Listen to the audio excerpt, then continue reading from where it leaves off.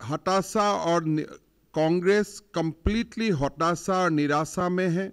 Surgical strike का विरोध, air strike का विरोध, धारा 370 की खत्म करने का विरोध, जीएसटी का विरोध, आयुष्मान भारत का विरोध, योग का विरोध, वैक्सीन और वैक्सीनेशन का विरोध, सीए का विरोध, ट्रिपल तलाक का विरोध, राम मंदिर का विरोध, आज़ादी के अमृत महोत्सव का विरोध, हर विषय में कांग्रेस खाली विरोध का ऊपर ही विरोध करते जा रहा है। कांग्रेस का राजनीति एक परिवार की जागीर समझती है। हम राजनीति को सेवा का माध्यम समझते हैं। राजनीतिक हिंसा का दौर खत्म होना चाहिए। अमित शाह जी ने ये विरोधी जो अभी वातावरण है उनका ऊपर बोला। राष्ट्रपति चुनाव पर अमित शाह जी ने बोला, आदरणीय प्रधानमंत्री जी के शासनकाल में 2 राष्ट्रपति चुनाव का अवसर आया। भाजपा ने एक बार दलित को, दूसरी बार एक महिला आदिवासी को चुना जो जमीन से जुड़ी रही है। सुरक्षा का व्यापक सुधार का बारे में बोला। मोदी जी के नेतृत्व में बाहरी सुरक्षा और आंतरिक सुरक्षा सुदृढ़ हुए हैं। रक्षा क्षेत्र में व्यापक सुधार हुआ है। जम्मू कश्मीर का भारत का अभिन्न अंग बनाया है, धारा 370 का एबोलिशन करते हुए।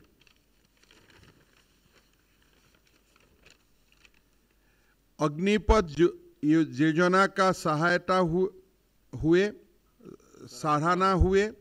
सीडीएस और औरोप ये दोनों का और 3,000 करोड़ रुपया का 3,000 रक्षा उपकरणों का निर्णय में प्रतिबंध पर भी सरकार का प्रशंसा की गई। रक्षा क्षेत्र में निर्यात में 6 गुना वृद्धि हुआ है।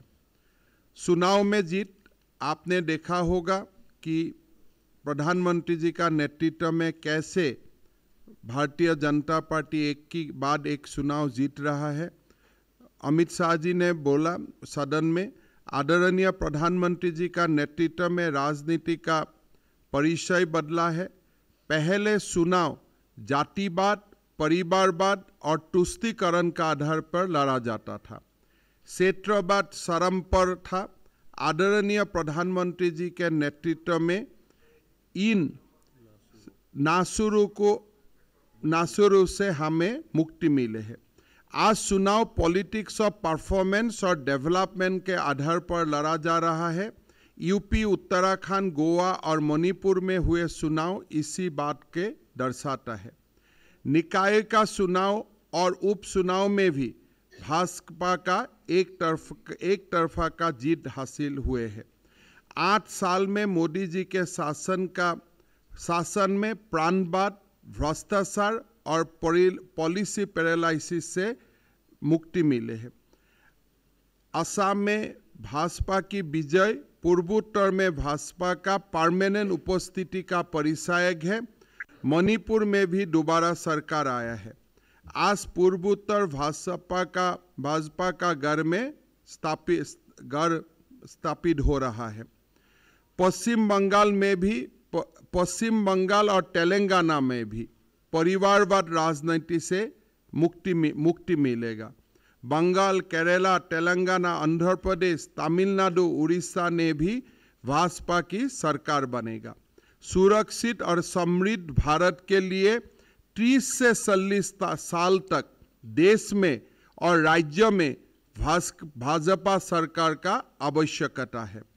अर्थव्यवस्था गरीबी 22% से घटकर 10% तक नीचे आया है।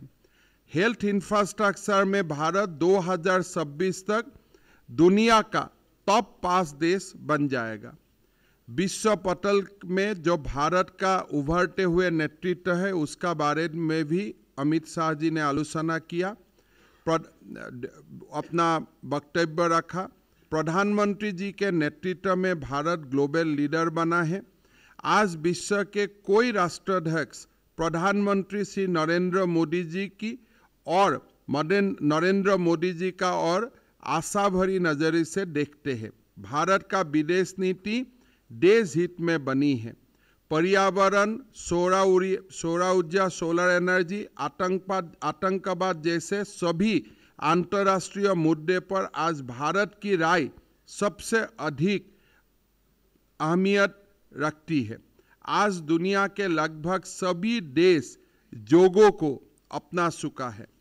आज़ादी के अमृत महोत्सव का ऊपर भी अमित शाह जी ने बताया। आज़ादी के अमृत महोत्सव में 3 मुख्य अंग है। पहले, सभी नाम अनाम आज़ादी का सिपाहियों का सम्मान होना। दूसरा, सभी सरकारों का अच्छी कार्य को जनता का समक्ष रखना।